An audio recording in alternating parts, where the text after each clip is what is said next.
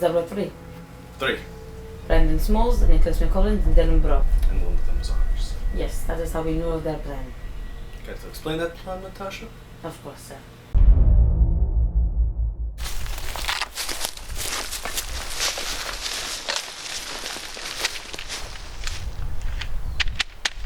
You kids been brushing up on your Russian lately? No. No? Well, played safe. Probably should. Give this a read right here. Soviet Armed Forces. We'll shoot on sight. No trespassing. So basically, that means we're going the right way. Have your wits about you. Tally-ho, gentlemen. You two got the briefing. Spy plane rolled through here. Got a couple images. Not too sure what to make of it. Seems to be a Russian base. You know the drill. In, out. No one needs to know we're there. Certainly they're the CIA's photographers. I agree, sir. And of course we know their fate.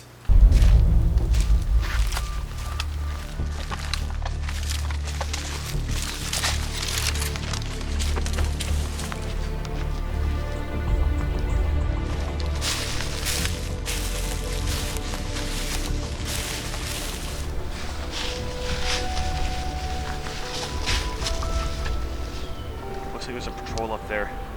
Not too sure if they spotted us yet. Do we have permission to fire? Not unless they fire first.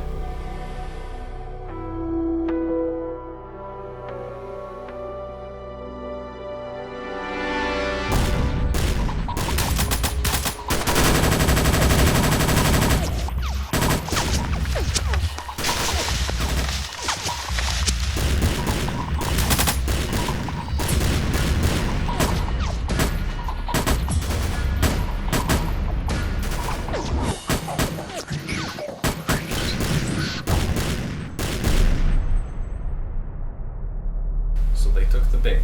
Yes, that's what happens when you put threatening signs on your run-of-the-mill bases. Capitalist dogs go crazy. Of course they do.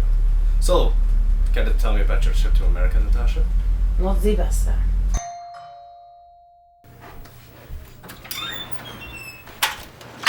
How can I help you? Are you Hannah Bradley? Who's asking? We're with the FBI. You're gonna come with us.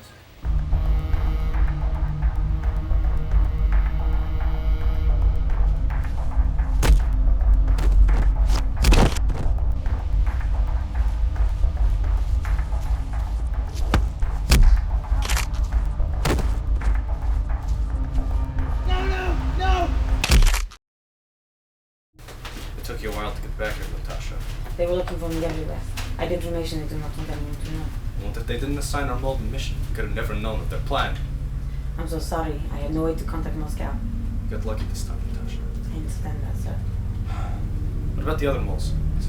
As far as I know, none of them have been found out. Only me. But none of them have information like I do. And Mikhail? You mean Nick? He assumed a new identity.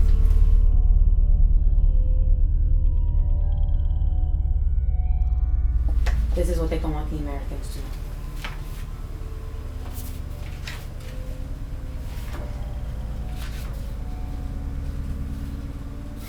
Where, Natasha? When President Reagan and Attorney General Edwin Meese appeared in the White House briefing room on short notice today, no one was prepared for their surprising announcements that money from the controversial Iran arms deal was secretly funneled to the Contra rebels fighting the Sandinista government of Nicaragua. The president was still maintaining today that his Iranian arms deal was not a mistake. But he said that over the weekend, the Justice Department uncovered one operation he had not known about, which led to Poindexter's resignation and North's dismissal. The information brought to my attention yesterday convinced me that in one aspect, implementation of that policy was seriously flawed. This year, he said, the U.S. sent $12 million in weapons to Israel, which Israeli agents then sold to Iran for much higher prices, $10 to $30 million more.